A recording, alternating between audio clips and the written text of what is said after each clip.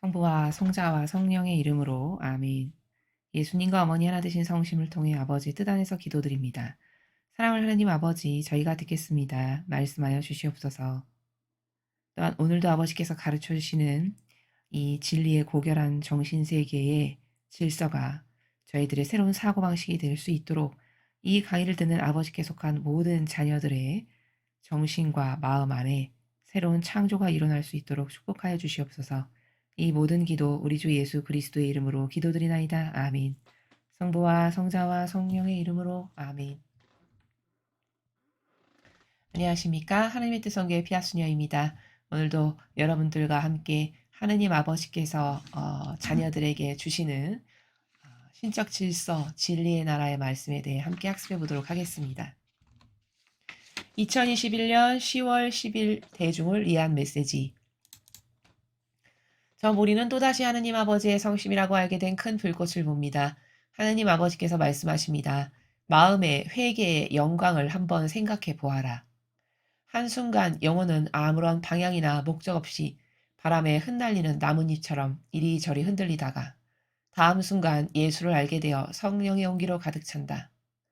영혼은 나의 풍부한 은총 안으로 인도된다. 그는 신앙의 위대한 신비들을 이해하고 내 앞에서의 자신의 비천함을 받아들인다. 영혼은 나를 좀 더 잘 알고 나를 사랑하기 위한 갈망으로 가득 찬다. 또한 자신의 이웃을 사랑하고 나의 계명을 존중하고 계명에 순종하기를 갈망한다. 그의 삶은 물질적인 세상을 초월해 의미가 있다. 이 같은 이유로 나는 너희가 세상의 마음의 회개를 위해 묵주기도를 바쳐줄 것을 촉구한다. 이런 회개가 가져올 위대한 질서를 한번 생각해 보아라. 사람들은 그들 자신이 아니라 나를 기쁘게 하기 위해 살아갈 것이다.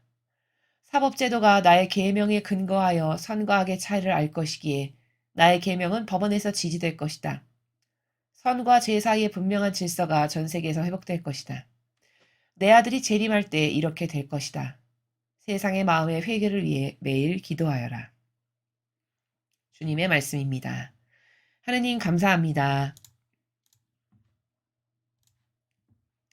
자, 오늘 아버지께서 주신 이 말씀은요, 좀 거시적 관점에서 보아야 이해가 쉽게 됩니다.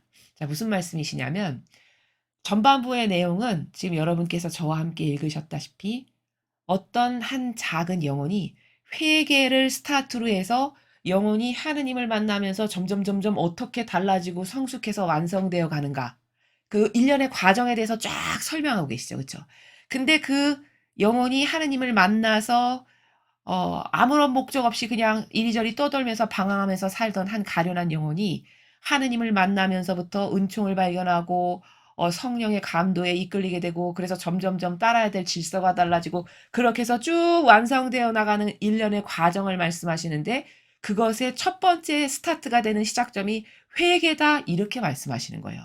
그래서 회개가 중요한 거고 그래서 우리가 매일 세상의 회개를 위해서 기도해야 되는 건 이렇게 세상의 모든 영혼들이 회개를 시작으로 하여 본연의 자신을 찾고 아버지 질서에 순응하며 그래서 그 아버지의 질서 안에서 살아감으로써 그때부터 아버지께서 주시고자 하시는 은총도 받을 수 있고 이렇게 해서 완성되어가는 이런 어, 영광. 그래서 여기 영광이라는 단어를 쓰신 거거든요.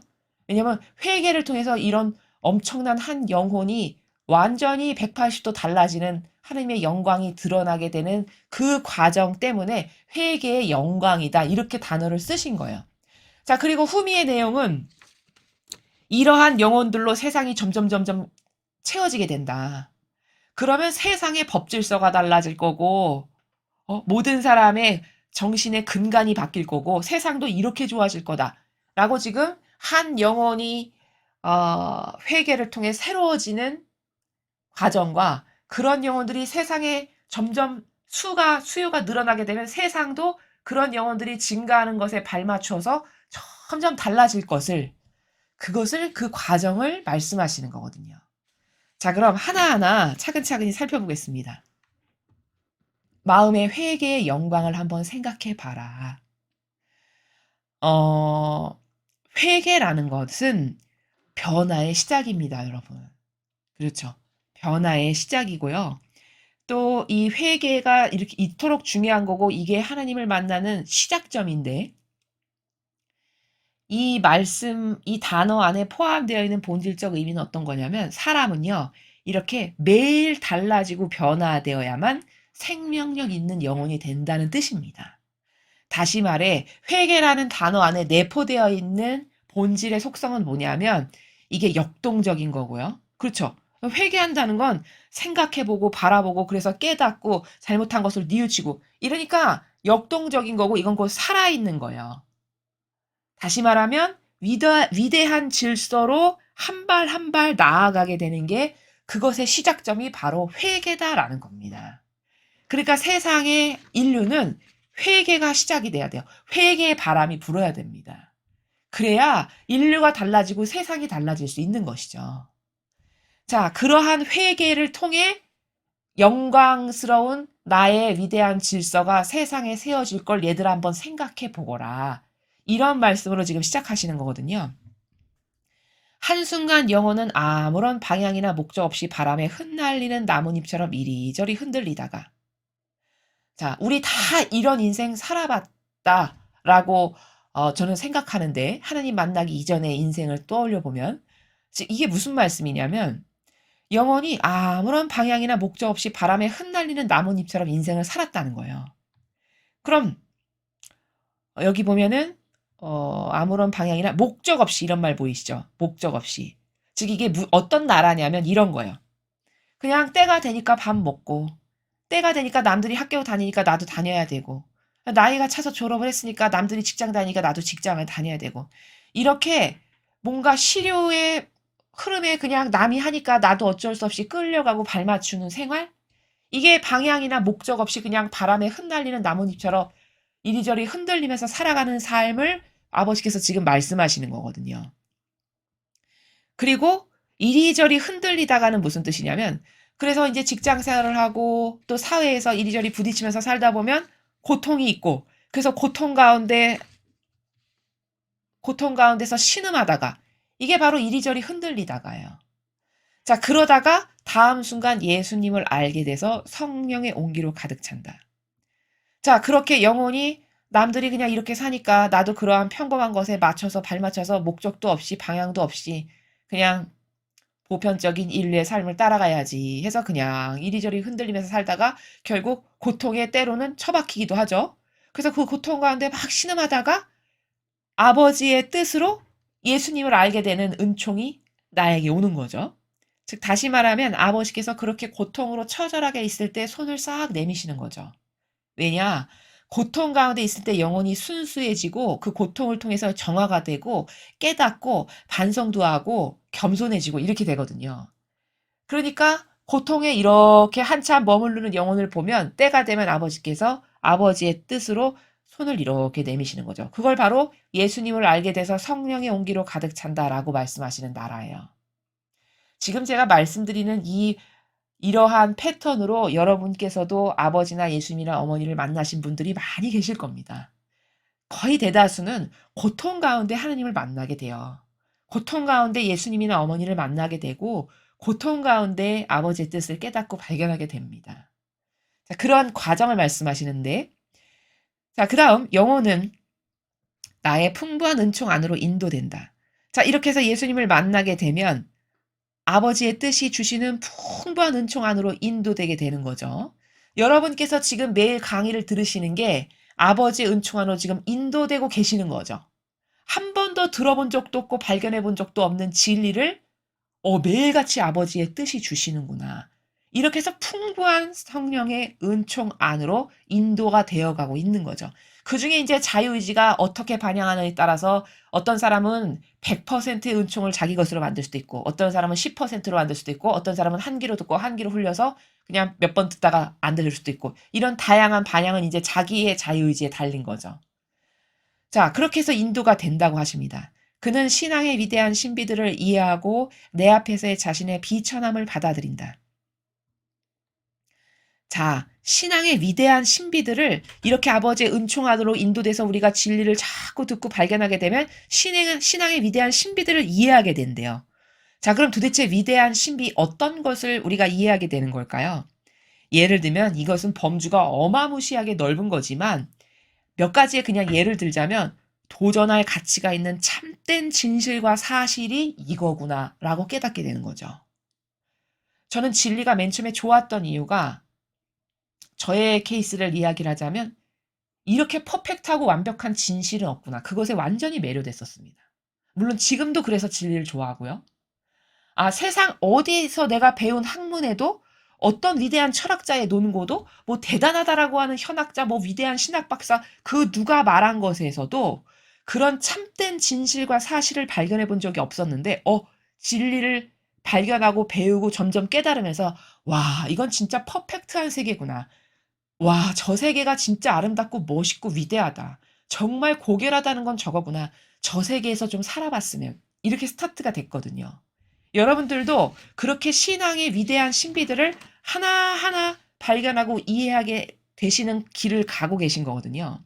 자, 그래서 도전할 가치가 있는 참된 진실과 사실이 이 진리구나. 이런 게 위대한 신비고 또 진리를 깨닫게 됨으로써 이 아름다움에 매혹되는 거죠. 이게 또한 위대한 신비고 또 내가 이런 위대한 신비들을 듣다 보니 나도 이런 올바른 방향을 좀 해봐야지. 지금까지 인생하고는 다른 인생을 좀 살아봐야지. 이런 다짐이라든가 혹은 내가 이런 진리를 배우다 보니 저렇게 어머니처럼 고결한 정신세계로 살고 싶다. 나도 고결한 정신세계가 되어봤으면 이런 희망을 품는다든가 혹은 이 진리만 아름다운 경계로 가득하거든요. 세상은 무질서의 극치입니다. 그렇죠? 어르신들께서 하시는 말씀 중에 하나가 뭐냐? 요즘에는 위아래도 없고 어른도 없어. 예의 범절도 없고 따라야 될 질서도 없어. 이런 말씀하세요. 그게 정답입니다. 점점 인류가 문명이 발전하고 모든 것이 풍요로우면 풍요로워질수록 이 진리에서 점점 인간이 멀어지면서 어떤 부작용으로 가득하냐면 무질서의 극치예요. 게다가 그 무질서의 극치로 살라고 교회가 충동질을 해요. 어떻게 충동질하냐? 야, 인간은 다 존중돼야 되는 거야. 너의 권리는 존중돼야 돼. 인간 중심이고 하느님보다 인간이 먼저야. 이런 무질서를 조장하고 가르치죠. 그러니까 사람의 사고방식이 자꾸 어떻게 되냐? 마귀화가 되는 거예요. 신적 질서는 계명은 첫째도 둘째도 셋째도 넷째도 무조건 하느님께서 가장 먼저 첫 번째 그분이 받으셔야 될 권한과 영예와 영광과 마땅히 받으셔야 될 권리 이런 게 존중돼야 되는 게 첫 번째라는 게 계명의 질서인데 이걸 뒤집어 엎었어요. 그래서 인간 존중, 사람이 먼저다.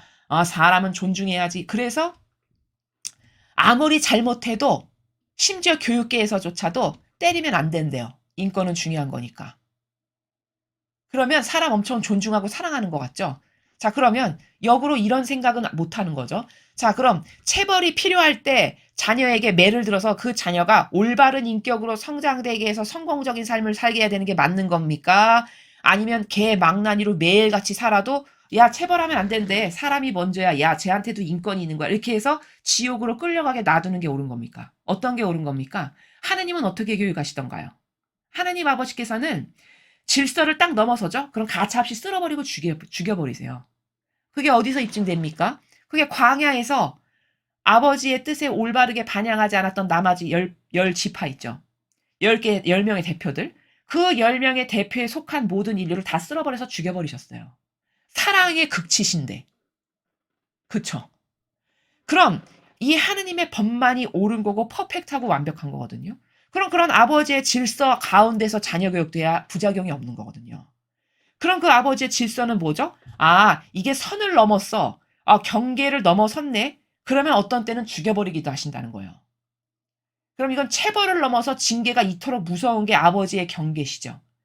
그럼 그 정신으로 자녀를 훈육하고 교육해야 된다면 안 되는 것을 넘어섰을 때 가차없이 혼내고 가차없이 징계를 해야 그 영혼이 이거는 잘못된 거고 이것은 올바르지 않은 것이다라는 것에 대한 인식을 똑바로 가져서 질서를 알고 존중할 걸 존중하고 어른을 어른으로 대하는 훌륭한 인격체로 성장이 되는 거죠. 이렇게 하나님께서 하시는 모든 법칙은 퍼펙트하세요. 그래서 자녀 교육도 사업도 가정생활도 뭐든지 다 아버지께서 가르쳐 주시는 이런 신적 질서 가운데서 살아야만 거기서 많은 아름다운 열매가 주렁주렁 매달리는 거고 거기서 부작용이 없는 거고 거기서만 창조가 일어나는 겁니다. 그럼 교회는 이런 질서를 가르쳐야 될 거죠. 그쵸? 이런 질서로 자녀도 하나님은 이렇게 하셨으니까 이렇게 교육해야 됩니다. 가정생활에 이런 부작용이 있어. 그럼 아버지는 어떻게 계명 가운데 과거 어떤 말씀을 주셨나 그 질서를 발견해서 이런 남녀는 이런 거고 남녀 간의 관계는 이런 거고 부부 간의 관계는 이런 겁니다. 이런 존중이 필요한 거고 이런 명확한 경계가 있는 거고 이런 걸 전달해야 오해가 없이 거기서 한평생 마냥 행복하게 아버지 뜻 안에서 그러면서 끝없는 가치와 열매를 창출하면서 더 번영과 축복의 열매를 쌓으면서 살아갈 수 있는 거거든요. 근데 이걸 다 뒤집어 엎어서 가르친다니까요. 그 질서를 허무는 게 세상 사람이 아니고요. 교회라는 거죠. 교회가 계명을 거꾸로 가르쳐요. 1번의 계명이 하느님을 전부로 사랑하는 겁니다. 하느님을 전적으로 나의 온 모든 에너지를 다 쏟아서 하느님을 사랑하는 게 계명의 첫 번째예요. 근데 교회는 어떻게 가르칩니까? 여러분에게 교회가 계명을 똑바로 설명을 하기랍니까? 하느님을 당신의 모든 에너지를 다 쏟아서 전적으로 사랑하십시오. 그게 당신이 축복받는 길입니다. 이렇게 가르칩니까? 그렇게 안 가르치죠? 요즘에 이 교도의 교회는 인권 존중, 인간 존중, 사람이 먼저다. 하느님보다 사람이 더 중요한 거야. 이걸 교회의 리더가 이야기하는 세상입니다. 이렇게 해서 질서를 다 허물어뜨려요. 이러니 거기에 평화가 있기라겠습니까? 거기 하느님께서 축복을 부어주실 수가 있겠어요? 신적 질서에서 다 벗어났으니 마귀밥이 될 수밖에 없는 것이죠. 이게 이 세상에 수많은 부작용과 오류를 누가 양산하는 주범인지를 똑바로 깨달아야 된다는 것이죠. 그래서 이런 질서를 생전가야 배워본 적이 없고 뭐가 아름다움이고 뭐가 거룩한 거고 뭐가 고결한 건지를 모르다 보니까 수많은 영혼들이 목적 없이 바람에 이리저리 휘날리면서 무지몽매한 그냥 이리저리 시류에 휩쓸리며 떠다니는 삶을 살다가 고통에 처박히게 되면 그때 그 가엾은 영혼을 보시고 아버지께서 그것도 은총이 있어야 손을 내미시는데 그 손을 올바르게 잡으면 그때서야 이제 하느님의 뜻을 깨닫고 성령의 감도로 인해서 올바른 것을 발견하고 그러고 보면 위대한 신앙의 신비들을 발견하게 된다는 거예요. 그 위대한 신앙의 신비들이 무엇인지를 제가 지금 몇 가지 말씀드린 겁니다. 이렇게 아름다운 경계와 질서로 가득한 게 하느님의 나라의 법칙이에요. 그게 얼마나 아름다운가인지는 깨닫고 발견하면 발견할수록 더 고도화되고 고결해지는 것입니다. 자, 그렇게 해서 신비들을 이해하게 되고 그리고 내 앞에서 자신의 비천함을 받아들인다. 자, 이건 뭘까요? 하느님을 발견하게 되죠. 그러면 그런 하느님과 얼마나 내가 다른지를 깨닫게 돼요. 이런 다양한 하느님의 신적 질서와 완벽한 진리를 자꾸 발견하게 되면 아버지는 이렇게 거룩하고 아름다운 분이신데 나는 그거하고 너무 다르구나. 나는 이 정도로 비참하고 나약하고 역겹고 그리고 추잡한 속성밖에는 없는 이렇게 많이 변질됐구나. 이걸 발견하면서 마음이 겸허해지고 정직해지고 그리고 아버지 앞에 정말 자신을 진정성의 나라에서 낮추게 됩니다. 이게 자신의 비천함을 받아들인다는 거예요. 그리고 인간이 이렇게 됐을 때 비로소 정직이 그때부터 시작이 되는 겁니다. 온전한 정직. 자, 그 다음 영혼은 나를 좀 더 잘 알고 나를 사랑하기 위한 갈망으로 가득 찬다. 자, 그렇게 되게 되면 이제 영혼이 하느님을 발견하고 자꾸 그것과 다른 나의 속성을 발견하게 되면 점점 하느님을 더 잘 깨닫게 되고 그것에 비하면 나는 얼마나 미천한가. 아버지 도움 없이는 나는 진짜 불구자인 존재밖에 없으니까 하느님께 정말 의탁해야겠다. 이런 단계적 발전이 오는 거죠. 그러면서 나는 이 정도로 부족하니까 하느님 없으면 정말 불구자고 산 송장이구나. 나 하느님께 정말 갈망으로 매달려야 되겠다. 이렇게 해서 하느님을 사랑하기 위한 갈망으로 가득 차게 된다는 거예요. 또한 자신의 이웃을 사랑하고 나의 계명을 존중하고 계명에 순종하기를 갈망한다. 그렇게 해서 영혼이 자꾸 거듭 새로워지고 발전하게 되면 이제 자신의 이웃도 사랑하게 되고 또 하나님의 계명을 존중하고 계명에 순종하는 내가 되기를 심지어 갈망하게 된대요. 엄청난 발전이죠. 그렇죠? 무질서하게 자기 뜻대로 막 살았던 한 영혼이 이렇게 점점 새로워지는 단계를 거친다는 거죠.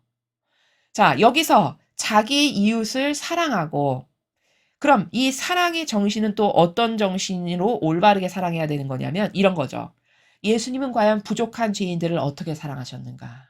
라는 관점으로 사랑의 나라를 새롭게 열어야 되는 거죠.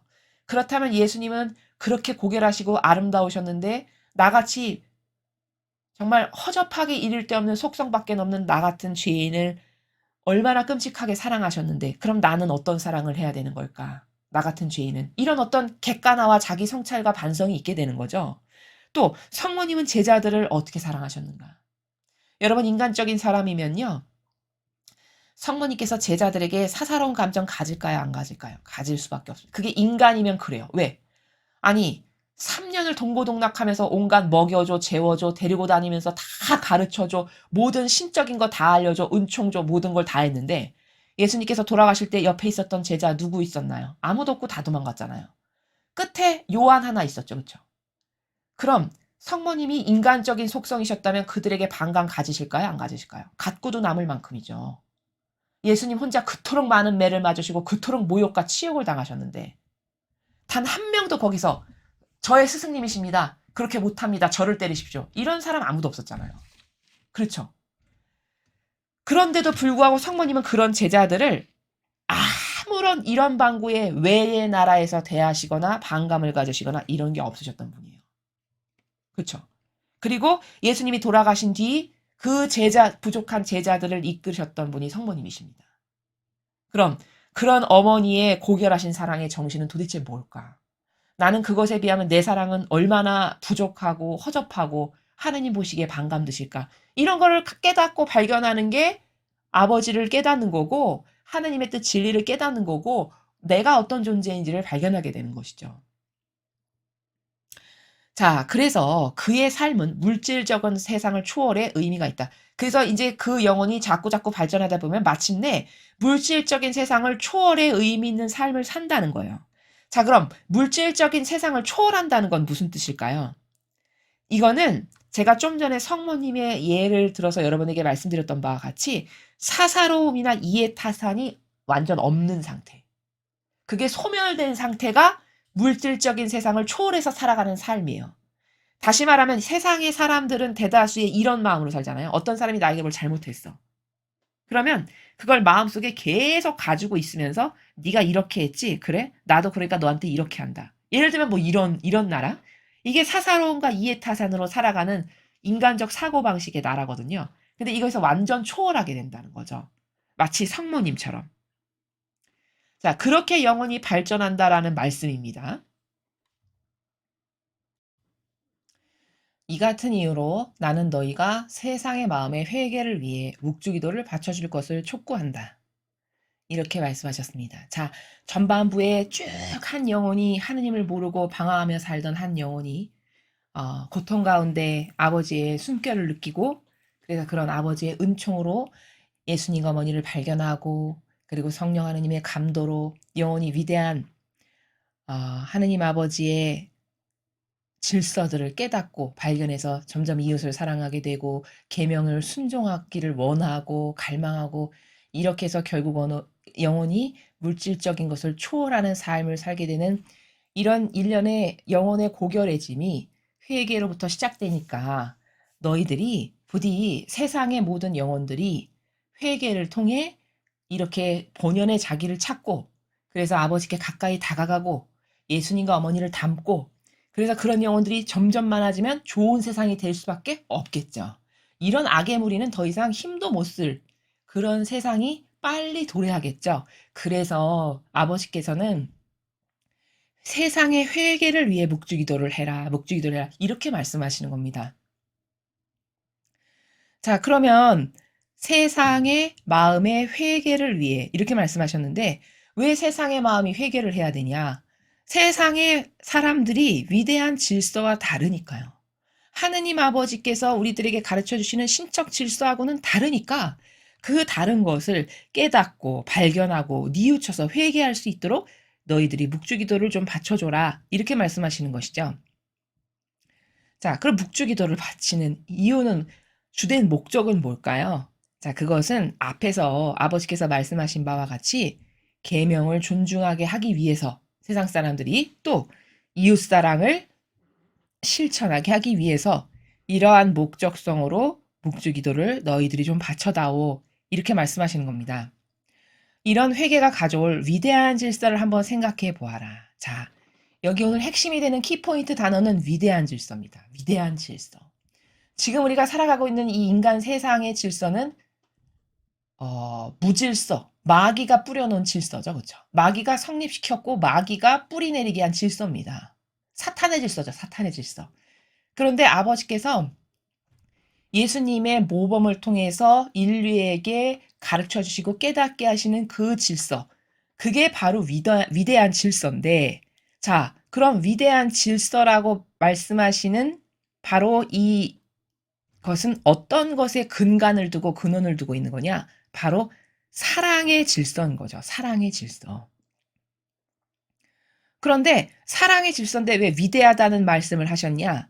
그것은 예수님의 모범을 보면 사랑 때문에 저렇게까지 희생할 수 있구나. 사랑 때문에 목숨까지도 저렇게 처절하게 바치시는구나. 그러니까 위대한 질서라고 말씀하시는 겁니다. 세상이 회개를 통해서 이렇게 예수님의 사랑과 같은 그 근원을 바탕에 두고 있는 위대한 질서, 사랑 때문에 저 정도로 희생하고 고통받기를 갈망하고 원하는 저런 위대한 질서로 세상이 다 바뀌게 될 거다. 그렇게 세상이 바뀌면 어떻게 될지 너희 한번 생각해 보거라. 이런 말씀이시죠. 자, 위대하다는 거는 흠이 없다, 뭐 거룩하다, 완벽하다 이런 단어를 포함하고 있는 내포적 그 단어인데 우리가 위대하다라고 하는 것에 대해서 약간 자연법에서 잘못된 인식체계 때문에 오해가 있을 수 있습니다. 자, 어떤 오해가 있을 수 있냐면 위대한, 뭐 거룩한 이런 것에 대한 관념이 우리도 모르게 이교도의 교회로부터 물들어서 어떻게 갖고 있는 게 있냐면 위대하다, 거룩하다 하면은 마치 대소변도 안 보고 독야청청 깨끗하고 아무것도 어떤 인간이 가지고 있는 그런 더러운 것은 아무것도 안 하고 나 혼자 깨끗한 척하는 어떤 이런 나라? 그런 나라를 위대하다, 거룩하다 이렇게 생각하는 경향이 있나요, 없나요? 우리 안에 미묘하게 있다라는 거죠. 그러니까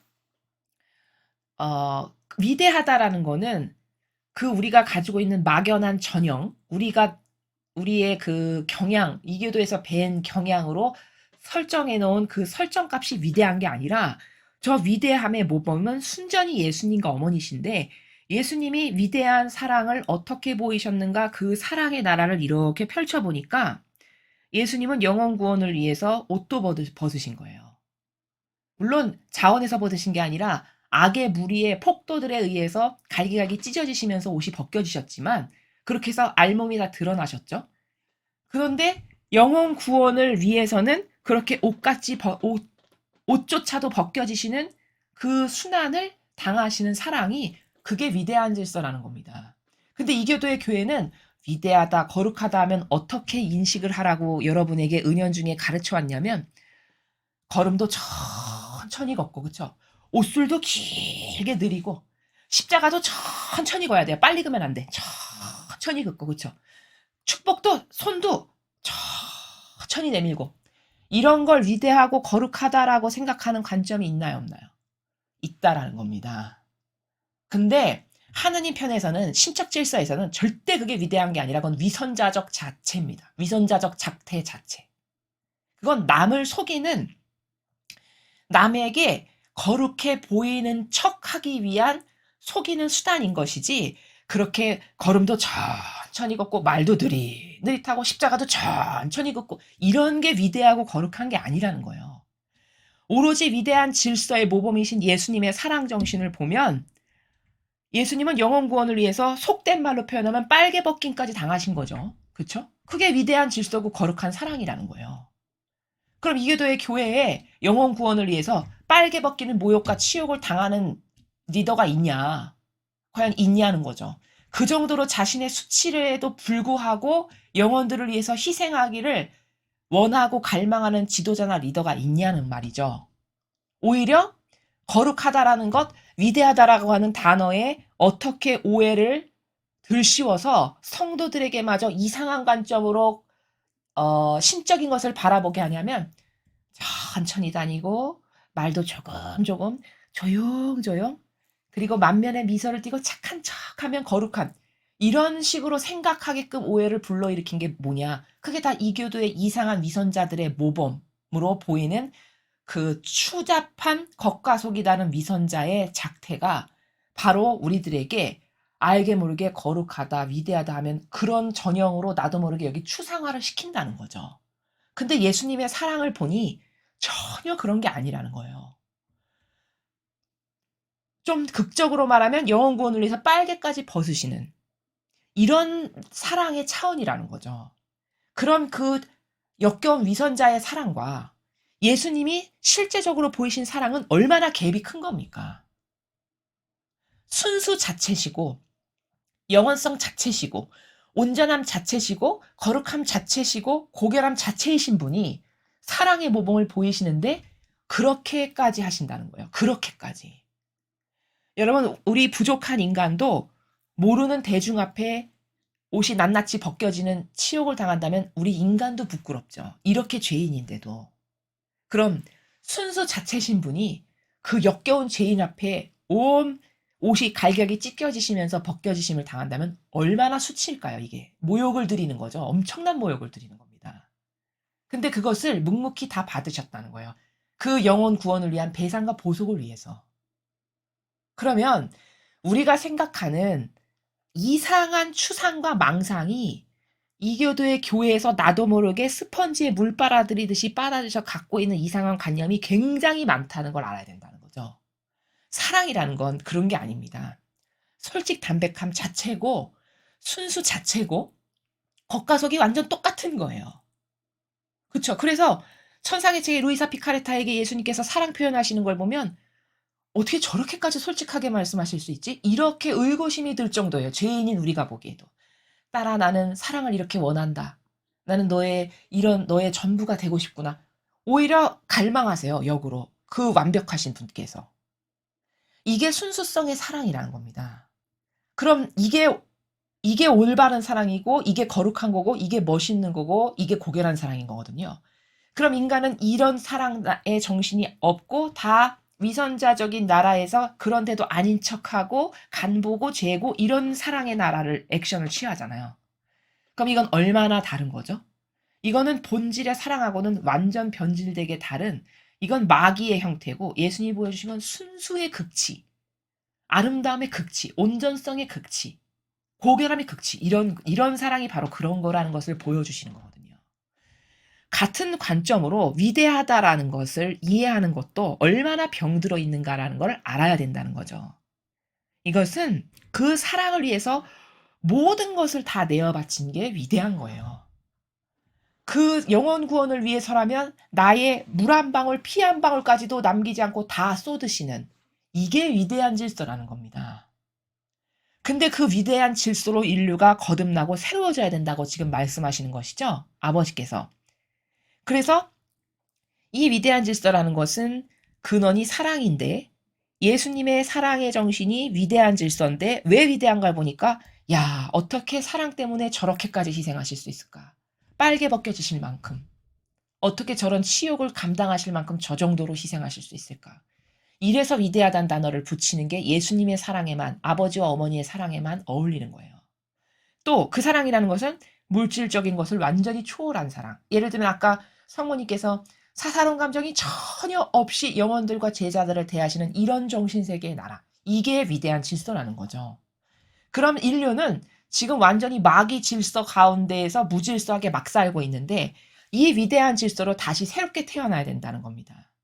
그것의 시작이 회개고 그 회개를 스타트로 해서 영혼이 자꾸자꾸 고결해지고 깨끗해지고 정직해지고 순수한 영혼이 되어가는 건데 그 하나의 가련한 영혼이 그렇게 발전되어 가는 것을 말씀하시면서 동시에 후반부에서는 그러한 영혼들로 세상이 자꾸자꾸 변화되어 갈 때 이 세상은 위대한 질서로 다시 회복될 수 있는 거다라는 것을 말씀하시는 거예요. 사람들은 그들 자신이 아니라 나를 기쁘게 하기 위해 살아갈 것이다. 자, 이런 사람들이 많아지게 되면, 이런 영혼들로 세상의 질서가 위대한 질서로 다 개편되게 되면, 자, 그렇게 되면 어떻게 된다는 거죠? 사람들이 이제 자기를 위해서 안 살고 하느님을 기쁘게 하기 위해서 살아가게 된다는 거예요. 이게 위대한 질서의 차원의 나라가 바로 이렇다라는 걸 설명하시는 것이고, 그런 영혼이 많아지면 세상의 질서도 이렇게 될 거다라고 말씀하시는 것이죠. 또 위대한 질서가 보편적인 세상의 질서가 되게 되면 사법제도가 나의 계명에 근거하여 선과 악의 차이를 알 것이기에 나의 계명은 법원에서 지지될 거다. 인간이 만들어 놓은 이 헌법이라고 하는 가치, 사법제도, 이것도 이런 위대한 질서의 근간을 두고 다 개편되고 뿌리째 다 뽑혀나가고 새롭게 아버지의 신적 질서 가운데, 이 위대한 질서 가운데 그 근거, 위대한 사랑이라고 하는 근간 하에 다시 만들어져야 된다는 거죠. 그래야 그게 온전한 법이고 질서가 된다는 거죠. 선과 죄 사이에 분명한 질서가 전 세계에서 회복될 것이다. 자, 지금은 선이 뭐고 죄가 뭔지 악이 뭐고 뭐 어떤 게 마귀고 어떤 게 천사의 세력인지 전혀 모르잖아요, 인류가. 근데 이런 위대한 질서가 인류의 보편적인 따라야 될 기본적인 윤리도덕과도 같은 것이 되게 되면 이제 인류는 선과 죄 사이에 분명한 질서, 그러니까 경계값을 이제 알게 되는 거죠. 질서의 경계를 똑바로 알게 되는 거예요. 그래서 이거는 악이구나. 이건 선이구나. 여기 동조하면 망하는 거구나. 여기에 하나 돼야 되겠다. 이런 어떤 냉철한 분별력이 생겨서 딱딱딱딱딱딱 이렇게 결정할 수 있게 되는 이런 세상이 된다는 것이죠. 내 아들이 재림할 때 이렇게 될 것이다. 이런 회복은 예수님께서 재림하실 때 이제 이렇게 될 거라는 겁니다. 아버지께서 지금 말씀하시는 게요. 그러니까 이 말씀의 나라는 다시 말하면 예수님께서 재림해서 오시잖아요. 그러면 이 땅에 에덴 동산이 다시 회복될 거라는 거예요. 이해가 되시죠? 그때까지 남은 시간 동안 우리가 빨리 회개를 하고 거듭나서 이런 새로운 위대한 질서 가운데 살아가도 무리가 없는 그런 소양이나 기본 마인드나 정신세계나 마음의 나라를 갖춰야 되겠죠. 그래서 얼마 남지 않은 이 기간 안에 우리가 매일 진리를 배워서 사고방식과 정신과 마음이 매일 새로워지기를. 그래서 위대한 질서가 다스릴 때 나는 거기에 속한 영혼으로서 부작용이 없는 이런 영혼이 되고자 매일 이렇게 진리를 배우는 것이죠. 세상의 마음의 회개를 위해 매일 기도하여라. 그러니까 결론적으로 이런 세상, 이런 아름다운 위대한 질서가 다스리는 세상, 한 영혼도 자신의 본연의 모습을 찾고 발견해서 하느님께로부터 속하고 갈망하고 열망해서 모든 것을 초월한 정신세계를 구현하는 이런 완성된 영혼이 되어가는 이런 과정 플러스 그런 영혼들로 세상이 자꾸자꾸 바뀌어 나가서 위대한 질서가 세상을 다스리려면 세상이 각각의 영혼들이 회개를 해야 될 거라는 거죠.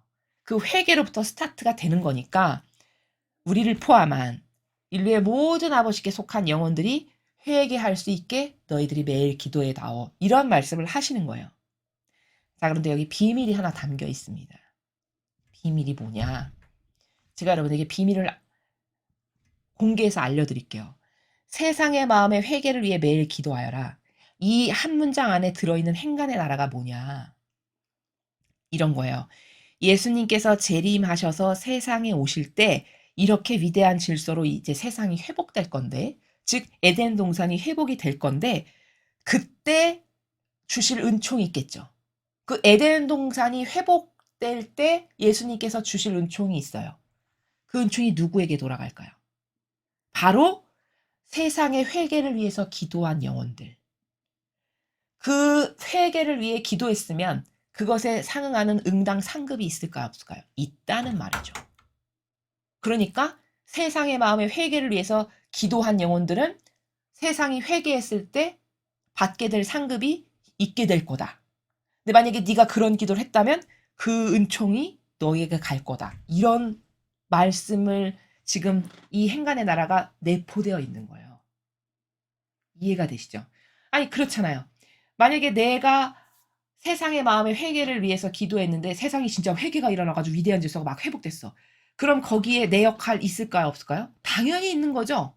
내가 그렇게 회개되게 해주세요라고 기도했으니 내가 그 역할에 동참한 거잖아요. 희생으로 기도를 했으니까. 그럼 세상이 그렇게 위대한 질서로 회복됐을 때 나에게 주실 상급이나 은총이 있을까요? 없을까요? 당연히 있는 거죠. 내가 동참했기 때문에. 요게 비밀인데, 자, 이 비밀을 통해서 여러분들께서는 그럼 오늘부터 세상의 마음의 회개를 위해서 기도를 열심히 많이 해야 되겠다. 이런 아마 마음을 가지시게 될 겁니다. 물론 그 기도마저도 상급을 받기 위해서 하기보다는 그걸 아버지께서 원하시니까 나도 그 아버지의 마음에 동참해야지. 이러면 더 순도가 높아지겠죠. 그쵸? 더 양질의 것이 되겠죠. 단순히 회개해서 세상이 달라지면은 나에게 주실 상급이 있대. 그 상급 좀 받아야 되겠다 해서 기도하는 것도 물론 상급을 주시겠습니다만 양질이라는 거는 질적 수준의 차원이 높아진다는 건 항상 자기 배제에서부터 출발한다는 사실입니다. 근데 인간이 많은 상급이나 은총을 못 받는 것은 자기 배제를 잘 못하기 때문이에요. 결과론적으로는. 거기에 취약하기 때문이거든요. 그 자애심과 이기심 때문에. 그래서 이런 기도의 양질의 것을 높이려면 항상 자기 배제가 된 가운데 무엇을 행하는 게 그게 아버지께서 진짜 기뻐하실 만한 일이고 그게 아버지께 더 양질의 좋은 것을 드리는 그런 기도다. 이런 것을 첨언으로 여러분에게 말씀을 드립니다. 자, 그리고 공지사항을 하나 말씀드리겠습니다. 저희 사명은 영혼들을 찾고 있습니다. 자, 어떤 분들을 찾고 있냐? 성공하기를 원하시는 분들.